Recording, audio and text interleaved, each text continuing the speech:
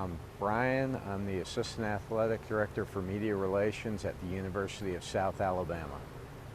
We work primarily with two groups. We work with local media, newspaper/web writers, radio and television personalities, and we work with our administration and coaching staffs.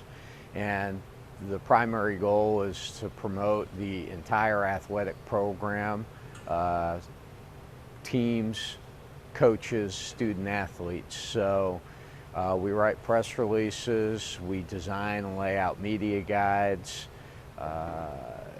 we put content on our website, usajaguars.com.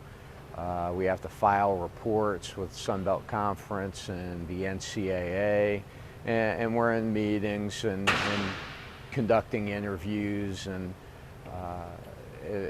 we're rarely at our desk from 8 to 5, but the hours tend to be more than 40. It depends on how many athletic events we have in a week and how many of those are home. And generally, it's expected in this industry that nights and weekends are a must. First is you got to have an undergraduate degree. Generally, people tend to major in either public relations or communication or journalism, something along those lines, because it's not just communicating with the media, but writing is very important in this job. A master's degree is not necessary, but a lot of people get it when they do their first job out of school. A lot of departments offer internships and graduate assistant positions, and if you're in one of those, you can work on your master's, because a lot of athletic directors look for people who have a master's degree further on down the line as you progress in the industry. You know, basic computer skills, you got to be able to write, so that you got to be able to work in Word.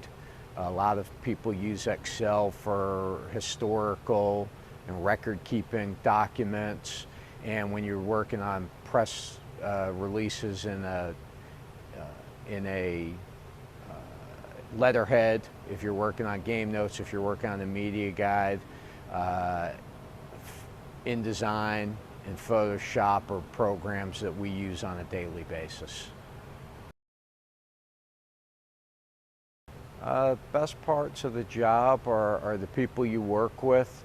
So many coaches and so many student athletes are really a pleasure to be around, and really, as you do this over time, it's always interesting to kind of stay in touch with the younger generation and to help these kids develop. You know, working with personalities that people recognize. When you start working with bigger programs and you're on ESPN, or your coaches are on radio shows, you get to actually work with people that when the average fan turns on the television, they recognize them. And sometimes there's a wow factor in that like, oh, you worked with that person? They don't dream of ever being able to talk to them. You know, the worst parts of the job are when those people that you do work with, wherever they are, whether it's internally or externally, if they're overbearing, if they can make things a little more difficult, a little more unpleasant, if they're not easy to work with. And admittedly, a lot of people have a hard time adjusting to the hours, because depending on what season it is and what your responsibilities are, sometimes you're working 7 days a week, and personal time can be hard to come by.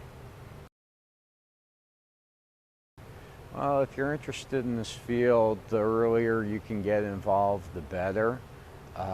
We've worked with kids in high school and had them help us on game days as part of our stat crew, as part of our game day crew, when we set up and break down at events, so they can see some of the basics of what we do. When you're in school, if you go to your office on your campus, You might be able to find a role, whether it's as a game day assistant or working as a student assistant as a contact with a program directly.